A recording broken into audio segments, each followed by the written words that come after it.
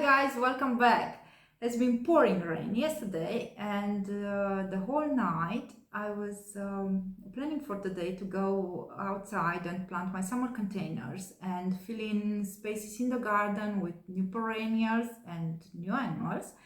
Well, I cannot do it because everything is wet and mushy outside. Well, I'm not complaining about the humidity, plants are loving it.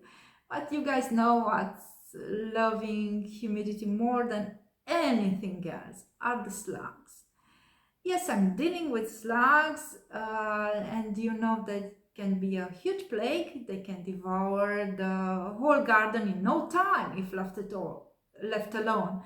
They are going out your shrubs, your annuals, your perennials. Nothing is left alone. They're not fussy at all. They're eating everything.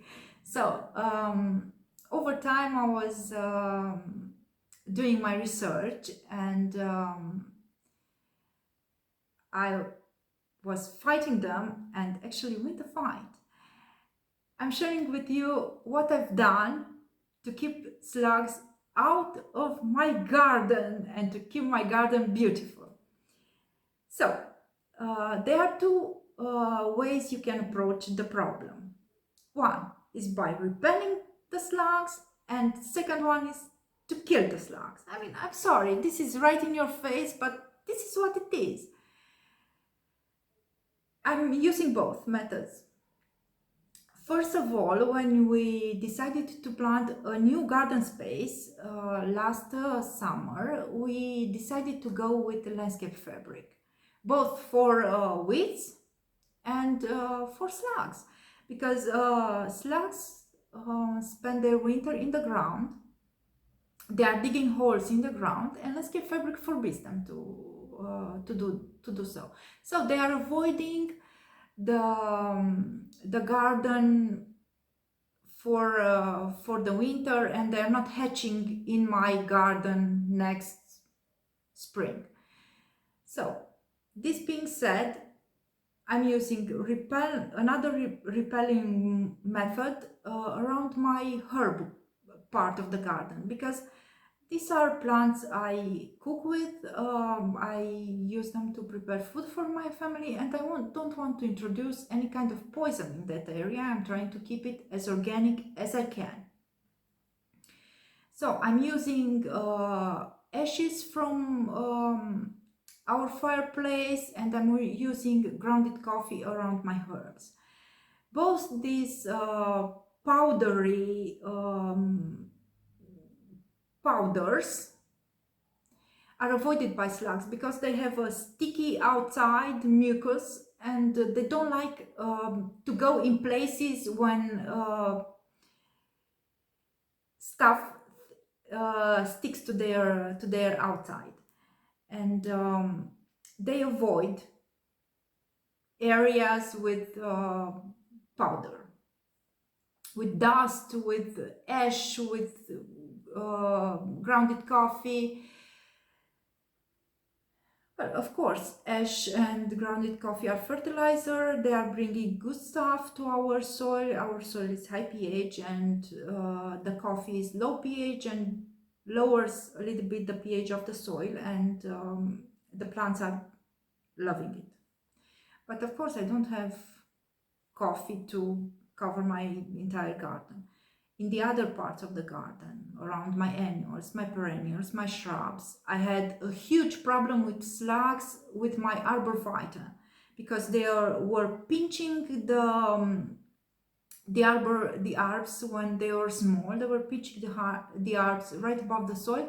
They were sucking the food out of it, and my arbs were just like little. They were not growing. I discovered the problem, and that was the first time I started to use slug bait. I will put on the screen the main poison in the slug bait,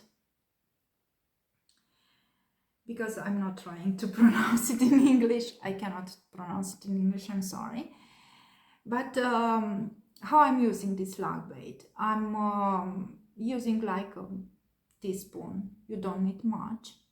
Around your perennials and your shrubs, everything you want to protect, and around the perimeter of my entire property, because I want to keep slugs out of my property so I can control their numbers inside the property. And they are, I mean, you cannot avoid it. They will come somehow, they will pass through and through the bait, and they will do their thing in the garden. So how this bait looks? This looks like granulated, like little pelleted poison. I'm using around the plants, and the slugs seem to be attracted to it. They eat it and they die.